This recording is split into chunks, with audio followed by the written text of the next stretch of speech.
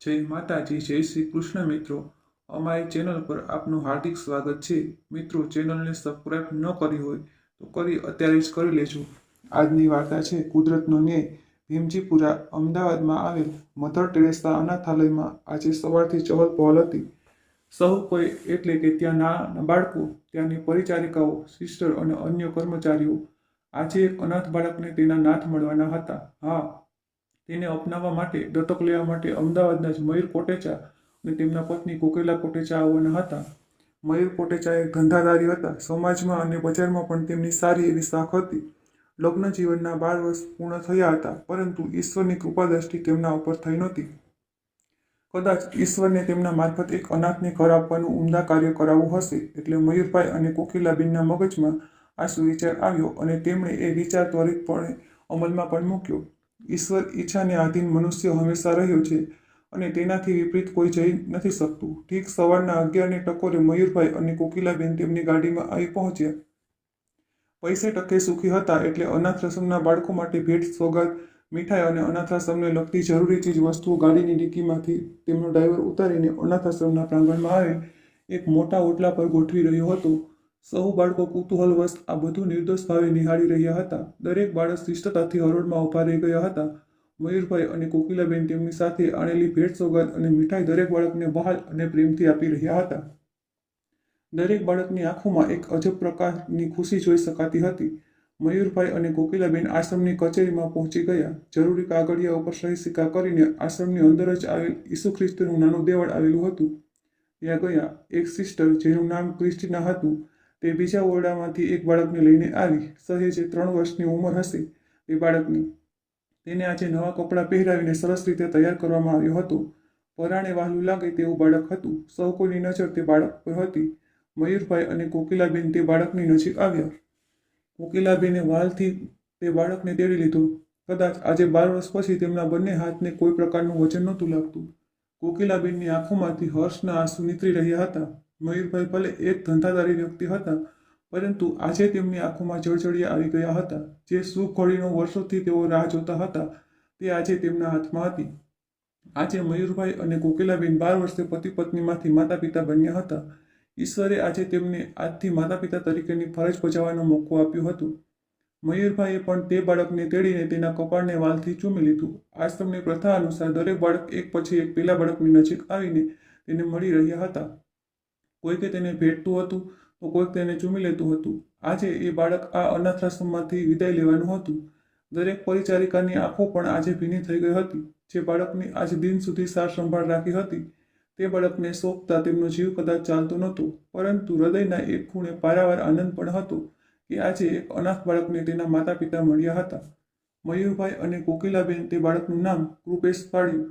ઈશ્વરની કૃપાથી આજે તેમના ખાલી જીવનમાં આનંદ અને ખુશીની છોડો ઉડી રહી હતી। ધીરે ધીરે સૌ કોઈ દેવળમાંથી બહાર આવી રહ્યા હતા। ક્રોસ ઉપર રાખેલ ઈસુ ખ્રિસ્તનો ચહેરો આજે કદાચ તેમના રક્તથી નહીં, પરંતુ તેમના અશ્રુઓથી ભીંજાઈ રહ્યો હતો। સમયના ચકડોળને ફરવા માટે કોઈની પરવાનગીની જરૂર હોતી નથી, તે તો બસ તેની ગતિથી ફરી જ રાખે છે। મયુરભાઈ અને કોકિલાબેનના આવાસ હર્ષમાં હવે ખરા અર્થમાં હર્ષ અને આનંદની છોડો ઉડી રહી હતી। જ્યાં અત્યાર સુધી મયુરભાઈના ધંધાને લગતા પુસ્તકો કે સામયિકોનો ઢગલો રહેતો, ત્યાં હવે રમકડાઓનો ઢગલો જોવા મળી રહ્યો હતો। કૃપેશ પણ ઝડપથી મોટો થવા લાગ્યો હતો। અમદાવાદની એક ખૂબ પ્રતિષ્ઠિત શાળામાં તેને ભણાવવા મૂક્યો હતો। નાનો હતો એટલે તેને તેનો ભૂતકાળ યાદ નહોતો અને મયુરભાઈ અને કોકિલાબેન પણ જાણે કે તેમની જ કુખે અવતર્યો હોય તેવી સાર સંભાળ અને પ્રેમ વરસાવી રહ્યા હતા। કૃપેશ મયુરભાઈ અને કોકિલાબેનના પાછલા 12 વર્ષની એકલતાનું સાટું 3-4 વર્ષમાં જ વાળી દીધું હતું। ભણવામાં પણ અવ્વલ રહેતો હતો કૃપેશ। શાળામાં પણ એક વિદ્યાર્થી તરીકે ખૂબ જ સારું નામ હતું તેનું। મયુરભાઈ અને કોકિલાબેન તેમની જિંદગીનો આ સુવર્ણકાળ આનંદ અને મોજથી માણી રહ્યા હતા। તેમને માટે તો ઈશ્વરનો જેટલો પાડ માને તેટલું ઓછું હતું। એમ કરતાં કરતાં કૃપેશ 10મા ધોરણમાં આવી ગયો। કેન્દ્રીય બોર્ડની પરીક્ષાઓ પણ તેણે ખૂબ જ સારા ટકાથી ઉત્તીર્ણ કરી। મયુરભાઈ અને કોકિલાબેનની છાતી તો જાણે ગજગજ ફૂલતી હતી। 11મા ધોરણમાં વિજ્ઞાનનો મુખ્ય વિષય કૃપેશે લીધો હતો। તેને ડૉક્ટર થવાની ઈચ્છા હતી અને મયુરભાઈ પણ પૈસે ટકે ખૂબ સક્ષમ હતા, એટલે તેને ઉચ્ચ શિક્ષણ આપવામાં પાછી પાની નહોતી કરી। ચકડોળનું ચક્કર ફરતું જતું હતું। આમ નેમ કરતાં ધોરણ 12 પણ ખૂબ જ સારા ટકાથી ઉત્તીર્ણ થઈને અમદાવાદની મેડિકલ કોલેજમાં દાખલો લઈ લીધો। મેડિકલ કોલેજના 5 વર્ષ પૂરા કર્યા અને કૃપેશ હવે ડૉક્ટર કૃપેશ કોટેચા ઓળખાવા લાગ્યો. મયુરભાઈ અને કોકિલાબેન પણ હવે ઉંમરલાયક થતા હતા. લોહાણા સમાજમાં તેમની સારી સાખ હતી અને કૃપેશ પણ ડૉક્ટર હતો એટલે તેને માટે સારામાં સારી છોકરી અને કુટુંબના માગા આવવા લાગ્યા. આમ નેમ કરતા મયુરભાઈ અને કોકિલાબેન કૃપેશની સહમતિથી ચંદ્રેશભાઈ અને સગુણાબેન ઠક્કરની એકની એક દીકરી ક્રીણા ઉપર પસંદગી ઉતારી. ક્રીણા પણ ખૂબ ભણેલી ગણેલી છોકરી હતી. એક ખૂબ જ સારી મેનેજમેન્ટ સ્કૂલમાંથી અનુસ્નાતક થઈ હતી. પહેલા વેવિશાળ અને પછી ઘડિયા લગ્ન લેવાયા. ખૂબ જ ધામધૂમથી તેમના લગ્ન યોજાયા. આખા લોહાણા સમાજને આમંત્રણ હતું અને કેમ નહીં, જેમ મયુરભાઈ અને કોકિલાબેનને એકનો એક કૃપેશ હતો તેવી જ રીતે ચંદ્રેશભાઈ અને સગુણાબેનની પણ એકની એક ક્રીણા હતી. સાજન માજન હિલોડે ચડ્યું હતું. 100 જાતના વ્યંજનો અને પકવાનો હતા. બંને વિવાહોએ પૈસા પાણીની જેમ વહાવ્યા હતા. શહેરની પ્રતિષ્ઠિત વ્યક્તિઓ પણ લગ્નમાં હાજર હતી. રંગે ચંગે લગ્ન સમારંભ પૂર્ણ થયો. નવયુગલ પણ લગ્ન પછીના દિવસે મધુરજની મનાવવા માટે યુરોપના પ્રવાસે ઉપડી ગયું અને આ બાજુ મયુરભાઈ અને કોકિલાબેન તેમના હર્ષ બંગલાના બગીચાના એક ખૂણે આવેલ હિંચકાનો પ્રવાસ માણી રહ્યા હતા. ચહેરા ઉપર પારાવાર સંતોષ અને આનંદની રેખાઓ ઉપસેલી હતી. કદાચ આજે તેમને ઘણા વર્ષો પહેલા લીધેલ એક નિર્ણય ઉપર ગર્વની લાગણી થતી હતી અને અનાયાસ જ મયુરભાઈ અને કોકિલાબેન એકબીજા સમક્ષ મૃદુ હાસ્ય સાથે જોઈ રહ્યા હતા. સમયનું ચકડોળ તેની ઝડપે ધપી રહ્યું છે. ડૉક્ટર કૃપેશ પણ શહેરમાં સારી એવી પ્રેક્ટિસ કરી રહ્યો હતો. એક હૃદયરોગના નિષ્ણાત તરીકે સારી એવી સાખ ઊભી કરી હતી. તદુપરાંત ક્રીણાને પણ સારા દિવસો જતા હતા. હર્ષમાં ફરી એક વખત હર્ષ અને આનંદની કિલકારીઓ સંભળાવવાની તૈયારી હતી. પૂરા મહિને ક્રીણાએ એક પુત્રને જન્મ આપ્યો અને એક સાથે 4 વ્યક્તિઓની પલટી આજે વધી હતી. કૃપેશ અને ક્રીણા માતા પિતા બન્યા અને મયુરભાઈ કોકિલાબેન દાદા દાદી. સમય વહેવા લાગ્યો. હર્ષ બંગલો આજે ખરેખર હર્ષનું પ્રતીક બનીને રહ્યો હતો. ચોમેર આનંદ અને ફક્ત આનંદ જ હતો.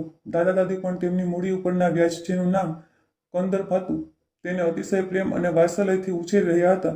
કુદરતનો એક વણલખ્યો નિયમ છે, નિશા પછી પ્રભાત અને પ્રભાત પછી નિશા. કોઈ મનુષ્ય આ નિયમને હજી સુધી બદલી નથી શક્યું. કાળક્રમે મયુરભાઈ અને કોકિલાબેન સ્વર્ગવાસી થયા. તેઓએ તેમનું સ્થાન તસવીરમાં લઈ લીધું હતું. ઘરમાં વડીલની ખોટ સર્જાણી. દરેક દિવસો સારા નથી જતા અને કુદરતનો પણ નિયમ છે કે સુખ પછી દુઃખ અને તો સુખની કિંમત છે. હર્ષ બંગલામાં પણ દુઃખને ઓછાયો પ્રસરી રહ્યો હતો. ક્રીણાને એક અસાધ્ય રોગ લાગુ પડી ગયો હતો કે કદાચ તેની પ્રસૂતિ વેળા લાગી ગયો હતો તેવું સ્ત્રીરોગના નિષ્ણાતનું તારણ હતું. કૃપેશ પણ ડૉક્ટર હતો એટલે તેણે પણ કોઈ કસર બાકી નહોતી રાખી ક્રીણાની સારવારમાં. કંદર્પ હજી ઘણો જ નાનો હતો આ બધું સમજવા માટે. હજી તો માંડ 1 વર્ષનો થયો હતો. ક્રીણાનો અસાધ્ય રોગ તેની ફરતે અજગરી ભરડો લઈ રહ્યો હતો. કોઈ ઇલાજ કોઈ સારવાર કામ નહોતી આવતી. કૃપેશ અતિ ચિંતિત રહેતો હતો. પોતાની ધીકતી પ્રેક્ટિસ અને તે ઉપરાંત ક્રીણાની બીમારી અને કંદર્પનો ઉછેર બધું એકસાથે તેના ખંભે આવી ચડ્યું હતું. હોસ્પિટલના બિછાને ક્રીણાના કપાળ ઉપર હાથ ફેરવતો કૃપેશ તેને અનિમેષ નયને નિહાળી રહ્યો હતો. આંખોમાં પારાવાર વિષાદ હતો. ત્યાં જ ક્રીણાનો અતિ ક્ષીણ અવાજ આવ્યો. કૃપેશ, મારી એક વાત માનશો? કૃપેશ હળવેથી તેના માથે હાથ ફેરી રહ્યો હતો. કિની, હમણાં તું કંઈ જ ના બોલીશ. તારી બધી વાત માનીશ, પણ પહેલાં ઘરે જઈને હમણાં તું આરામ કર. કૃપેશ તેની વાતને કાપીને તેને શાંત રહેવાનો ઇશારો કર્યો. પરંતુ ક્રીણા આજે નમતું ચોખવાના મૂડમાં નહોતી. કદાચ કોઈ વાતનો અણસાર આવી ગયો હતો. તેને કૃપેશનો હાથ પોતાના નબળાઈ ભર્યા હાથથી પકડીને, કૃપ, હું જે કહું છું તે શાંતિ અને ધ્યાનથી સાંભળો. મારું હવે કંઈ નક્કી નથી. આપણો કંદર્પ ઘણો જ નાનો છે. તેને તેની માનવ પ્રેમ મળે તે પહેલાં મને આ બીમારી લાગુ પડી. હું નથી ઈચ્છતી કે તે માનવ પ્રેમથી વંચિત રહે. સાંભળો કૃપ, હવે હું જે કહું છું તે મને જો કંઈ થઈ જાય તો મને બાહેંધરી આપો કે તમે બીજા લગ્ન કરી લેશો. મને ઘણી ખુશી થશે. ક્રીણા આટલું બોલતા બોલતા શ્વાસ ચડી ગયો. કૃપેશ તરત જ ત્યાંના સ્થાયી ડૉક્ટરને બોલાવવા બહાર દોડી ગયો. થોડી વારમાં તે ડૉક્ટરને લઈને ત્યાં પાછો આવ્યો. ક્રીણા શાંત હતી. ડૉક્ટર તેને તપાસી રહ્યા હતા. તેમના ચહેરા ઉપરની રેખાઓ બદલાવા લાગી હતી. કપાળ ઉપર કરચલીઓએ સ્થાન લઈ લીધું હતું. 2-3 મિનિટની સઘન તપાસ પૂર્ણ થયા બાદ એક આછા નિશ્વાસ સાથે ડૉક્ટર કૃપેશ તરફ વળ્યા અને doctor Krupesh, I am sorry, she is no more. એક મોટો વ્રજઘાત થયો કૃપેશના માથા ઉપર. શું પ્રતિભાવ આપવો તે જ તેને સમજ ના પડી. તે એક ડૉક્ટર જરૂર હતો અને આ વાક્યની ગંભીરતાનો ખ્યાલ હતો તેને. પરંતુ આજે તે એક ડૉક્ટર તરીકે નહીં પણ એક પતિ અને 1 વર્ષના બાળકના પિતા તરીકે એક લાચાર મુદ્રામાં હતો. તેના પગ તળેથી ધરતી સરકી ગઈ હતી. ચોમેર અંધકાર જ અંધકાર હતો. આજે જીવનના એવો ત્રિભેટ એ આવીને ઊભો હતો કે તેને ખબર નહોતી પડી કે કયો રસ્તો પકડે. તેના મસ્તિષ્કમાં એક તરફ નાના કંદર્પની જવાબદારી તો એક તરફ અફાટણ સમિતિની જિંદગી, જ્યાં દૂર દૂર સુધી કંઈ જ નજર નહોતું આવતું. સમયરૂપી ચકડોળ ફરતું જતું હતું. કંદર્પ હવે 2 વર્ષનો થઈ ગયો હતો. માં શું કહેવાય તે તેને ખબર જ નહોતી. તે તેની દુનિયામાં રચ્યું પચ્યું હતો. રૂપેશ બંદી બધી જ સંભાળ રાખી રહ્યો હતો, પરંતુ માં જેવી સંભાળ તો ક્યાં કોઈ આજ દી સુધી કોઈ રાખી શક્યું છે? ઈશ્વરના ઉત્તરાધિકારી તરીકે આ ધરતી ઉપર માની નિમણૂક થઈ છે એવું કહેવાય છે, એટલે તેનો બીજો કોઈ વિકલ્પ હોઈ જ ના શકે. રૂપેશને રહી રહીને ક્રિણાના અંતિમ વાક્યો યાદ આવી રહ્યા હતા. ખૂબ જ મનોમંથન બાદ એક નિર્ણય ઉપર પહોંચ્યો રૂપેશ. મનના એક ખૂણે દુઃખ અને એક ખૂણે સંતોષની લાગણી અનુભવી રહ્યો હતો રૂપેશ, પરંતુ હવે તેની પાસે પણ આ જ એક વિકલ્પ બચ્યો હતો. લોહાણા સમાજમાં વાત વાયુ વેગે પ્રસરી ગઈ હતી. ડોક્ટર રૂપેશ કોટેચા પુનઃ લગ્ન કરવાના છે તેવા સમાચાર મળતા જ ઈચ્છુક માતા પિતા તેમનો સંપર્ક સાધવા લાગ્યા. રૂપેશ પણ ખૂબ નાની ઉંમરમાં વિદુર થયો હતો, એટલે તેને બીજી કન્યા મળવામાં એટલી તકલીફ ના પડી. ડોક્ટર વ્યોમા ઉનટકટ, જે પોતે સ્ત્રીરોગની નિષ્ણાત હતી અને શહેરની એક પ્રતિષ્ઠિત હોસ્પિટલમાં ડોક્ટરની પેનલ ઉપર હતી. ડોક્ટર રૂપેશ ફરી એકવાર લગ્ન ગ્રંથિથી જોડાયો, પરંતુ આ વખતે ડોક્ટર વ્યોમા સાથે હર્ષ બંગલામાં ફરી પાછી રોનક છવાઈ ગઈ. રૂપેશને તેની જીવનસંગીની અને કંદર્પને તેની નવીમાં મળી ગઈ. લગ્ન પહેલા જ રૂપેશ એ વાતની ચોખવટ વ્યોમા સાથે કરી લીધી હતી. દિવસો વીતવા લાગ્યા. રૂપેશના જીવનમાં ફરી પાછો ખુશીનો સંચાર થયો હતો. કંદર્પને તેનું બાળપણ માણી રહ્યો હતો. વ્યોમા પણ એક ડોક્ટર હોવાને નાતે અતિ વ્યસ્ત રહેતી હતી, પણ સરવાળે ભાગાકાર તેવી રીતે દરેક જણે પરિસ્થિતિનો સ્વીકાર કરી લીધો હતો એવું અત્યારે તો લાગી રહ્યું હતું. અને એવામાં એક દિવસ કંદર્પને થોડો તાવ આવી રહ્યો હતો. 2-2.5 વર્ષનું બાળક એટલે ઝીણો તાવ પણ તેમને માટે અસહ્ય. રૂપેશને આજે એક સર્જરી હતી, એટલે તેનું ઘરે રહેવું અશક્ય હતું. એટલે તેણે વ્યોમાને કહ્યું, વ્યોમા, આજે તું ઘરે રહેજે. કંદર્પને તાવ છે તો કોઈ ધ્યાન રાખવા માટે ઘરે હોય તો સારું. મારે એક બહુ અગત્યની સર્જરી છે એટલે જવું જ પડશે. વ્યોમા કદાચ આ વ્યવસ્થા માટે તૈયાર નહોતી. તેણે વળતો પ્રતિભાવ આપ્યો, રૂપેશ, સો sorry, but today even I can't be able to make it. Please try to understand. But મારું પણ આજે હોસ્પિટલ જવું જરૂરી છે. 3-4 અપોઇન્ટમેન્ટ છે જેને મારે એટેન્ડ કરવી પડશે. વ્યોમાને નનૈયો ભણી દીધો. હવે ધર્મસંકટ આવ્યું રૂપેશ માથે. બંને ડોક્ટર હતા એટલે પોતપોતાની જવાબદારી સમજતા હતા, પરંતુ કંદર્પ તો આ પરિસ્થિતિથી તદ્દન અજાણ હતો. રૂપેશે કોઈ વચલો રસ્તો કાઢ્યો. તેમને ત્યાં આવતી એક કામવાળીને આખા દિવસ માટે રોકાવાનું ગોઠવીને બંને પતિ પત્ની ઘરેથી નીકળી ગયા. દિવસ પૂરો થયો. રૂપેશ અને વ્યોમા પરત ઘરે આવી ગયા હતા. કંદર્પને થોડો તાવ હજી પણ હતો. જરૂરી દવા આપીને રૂપેશ અને વ્યોમા આડા પડ્યા. આજે કોઈ ખાસ વાતચીત ના થઈ, પરંતુ કદાચ અજાણતા જ ક્યાંક ઝીણી તડ પડી ચૂકી હતી, જેની રૂપેશે અને વ્યોમાને જાણ નહોતી. પરંતુ એ તડનું શું પરિણામ આવવાનું હતું તે તો સમય જ કહેશે. દિવસો વીતવા ચાલ્યા. ચકડોળ ફરી રહ્યું હતું. ધીરે ધીરે રૂપેશ અને વ્યોમાની વચ્ચે અજાણતા જ કંદર્પ આવી ગયો હતો. કોઈકને કોઈક નજીવા કારણોસર રૂપેશ અને વ્યોમા વચ્ચે ખટરાગ ઉત્પન્ન થવા લાગ્યું, અને તેનું મુખ્ય કારણ બિચારો કંદર્પ જ રહેતો. બંનેની વ્યવસાયિક જિંદગી ઉપર પણ તેની અસર થવા લાગી. રૂપેશ હવે એક પિતા સાથે એક પતિ પણ હતો. પિતા તો હતો, પરંતુ તેને પહેલી પત્નીથી થયેલ બાળકનો, અને પતિ હતો જેનું હજી સુધી કોઈ બાળક નહોતું. ખૂબ જ વિચિત્ર પરિસ્થિતિમાંથી પસાર થઈ રહ્યો હતો રૂપેશ. દિવસે ને દિવસે ઘરમાં કંકાસ વધતો ચાલ્યો. હર્ષ બંગલાનું નામ ફક્ત નામ પૂરતું જ રહ્યું એમ કહીએ તો ચાલે. અને એક દિવસ સવારે નાસ્તાના ટેબલ ઉપર વ્યોમાએ પોતાની રજૂઆત કરી. રૂપેશ, મને લાગે છે કે આપણા વચ્ચેના સંબંધો વધુ વણશે તે પહેલાં એક નિર્ણય કરી લઈએ. હું કંદર્પને અપનાવી નથી શકતી. મેં ભલે લગ્ન પહેલાં કહ્યું હતું, પરંતુ જ્યારે હકીકત સામે આવી ત્યારે ખબર પડી કે હું નહીં કરી શકું. અને કંદર્પ પણ હજી સમજણો નથી, એટલે વાંધો નહીં આવે. તારે એક નક્કી કરવું પડશે, કંદર્પ અથવા હું. અને બીજી એક વાત, તું ફરી પાછો પિતા બનવાનો છે, આપણા આવનારા બાળકનો. રૂપેશના કાનમાં તો જાણે કે ગરમ સીચું રેડાયું હોય તેવો ભાસ થયો. કોઈ શબ્દો નહોતા સૂઝતા તેને. તેમ છતાં જેમ તેમ કરીને શબ્દો ગોઠવીને રૂપેશ બોલ્યો, વ્યોમા, આ શું કહે છે તું? Are you in your senses? We mutually agreed upon certain terms and you very well remember that I am happy that you are also expecting. But એમાં કંદર્પનો શું વાંક? પરંતુ વ્યોમા કોઈ સમાધાનમાં મૂડમાં નહોતી. તે ટેબલ ઉપર ઊભી થઈ ગઈ અને એટલું જ બોલી, એનીવે જ મને જે લાગ્યું તે કહી દીધું. હવે તારે વિચારવાનું છે. હું નીકળું છું, મારે મોડું થાય છે. વ્યોમા સડસડાટ ત્યાંથી નીકળી ગઈ અને રૂપેશને વિચારોના વમણમાં અટવાતો મૂકી ગઈ. વિચારોનો ઝંઝવાટ સર્જાઈ ગયો હતો રૂપેશના મગજમાં. બંને હાથે માથું પકડીને બેસી જ રહ્યો. સમયની કોઈ મર્યાદા આજે તેમ નહોતી નડતી. આજે તે હોસ્પિટલે નહોતો ગયો. સાંજની રાત પણ પડી ગઈ. વ્યોમા આવી ચૂકી હતી, પણ કંઈ જ બોલ્યા વગર શયનખંડમાં જતી રહી હતી. હર્ષ બંગલા ઉપર અંધકારના અને દુઃખના ઓળા ઉતરી આવ્યા હતા. બીજા દિવસની સવાર વ્યોમા ઉઠી, જોયું તો કૃપેશ બાજુમાં નહોતો. કદાચ વહેલો ઉઠીને બહાર બેઠો હશે તેવું વિચારીને વ્યોમા શયનખંડની બહાર આવી, પરંતુ કૃપેશ બહાર પણ નહોતો, અંદર પણ નહોતો દેખાતો. તેને થયું કે ક્યાંક તેને બહાર ફરવા લઈ ગયો હશે તેવું વિચારીને વ્યોમા તેના પ્રાતઃકાર્યમાં વ્યસ્ત થઈ ગઈ. Mother Teresa અનાથાલયનું પ્રાંગણ. કૃપેશ તેની ગાડીમાંથી નીચે ઉતર્યો અને બીજા દરવાજેથી અંદર. તેના નાના નાના પગલાં આજે અનાથાશ્રમની ભૂમિ ઉપર પડ્યા. કૃપેશે અનાથાશ્રમની મુખ્ય કચેરીમાં પ્રવેશ કર્યો અને સાથે સાથે બાળ સહજ કુતૂહલથી કંદો પણ તેની પાછળ પાછળ આવ્યો.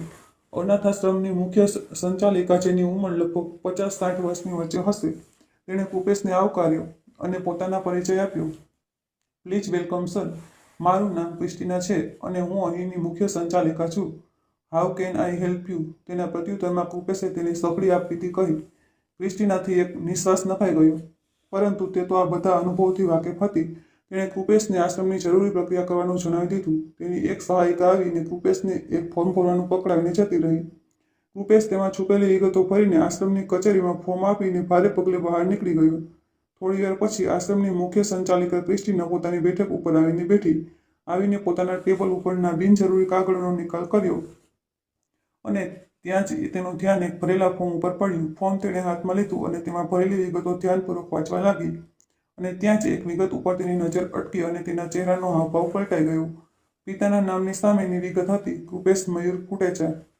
તેની આંખોને વિશ્વાસ નહોતો આવતો. તે ફરી પાછી બધી વિગતો ધ્યાનપૂર્વક વાંચી ગઈ. સરનામું પણ જોયું. હજી વિશ્વાસ નહોતો બેસતો, એટલે તેણે વર્ષો પહેલાની એક ફાઇલ મંગાવી અને તેમાં રહેલું મયુર કોટેચાનું ફોર્મ કાઢ્યું. તેનું સરનામું અને આજના ફોર્મનું સરનામું બંને એક જ હતા. તેને ખ્યાલ આવી ગયો હતો કે જે બાળકને પોતે સંભાળ્યો હતો અને જે મયુરભાઈ અને કોકિલાબેનને સોંપ્યો હતો તે આ કૃપેશ જ હતો, જે પોતાના દીકરાને અહીં મૂકવા આવ્યો હતો. તેના હાથ અક્કડ થઈ ગયા. થોડી વાર બેસીને ક્રિસ્ટીના તેની ખુરશી પરથી ઉઠીને આશ્રમના પ્રાંગણમાં આવેલ દેવળમાં ગઈ. બે હાથ જોડીને યીશુની પ્રતિમા સમક્ષ જોઈ રહી. મનોમન બોલી ઉઠી, હે પ્રભુ, આને તારું ન્યાય ગણું કે અન્યાય? તે જેને આપ્યો તેની પાસેથી તે પરત તારી શરણમાં લીધો. પ્રભુ, તારી આ લીલાને સમજવા માટે હું અસક્ષમ છું. છતાં પણ તારી લીલા ઉપર પ્રશ્નો પૂછવા બદલ માફી માંગુ છું. મને માફ કરી દે. ક્રિસ્ટીના ધીરે પગલે દેવળની બહાર નીકળી અને ત્યાં જ દેવળ ઉપર લાગેલ ઘંટનો ઘંટરાવ થયો. ચકડોળમાં સમયની સાથે સાથે મનુષ્ય પણ ફરતો રહે છે, ક્યારેક ઉપર તો ક્યારેક નીચે, પરંતુ તેનું સંચાલન કરનારો ઈશ્વર તો એક જગ્યાએ બેઠો બેઠો આ બધું નિહાળી રહ્યો હોય છે. મિત્રો, મારી આ વાર્તા અહીં પૂર્ણ થાય છે. આ ઘટના વિશે તમારું શું માનવું છે તે કોમેન્ટ બોક્સમાં જરૂર જણાવજો અને ચેનલને સબસ્ક્રાઈબ કરી વિડીયો લાઈક અને શેર કરજો. હર હર મહાદેવ.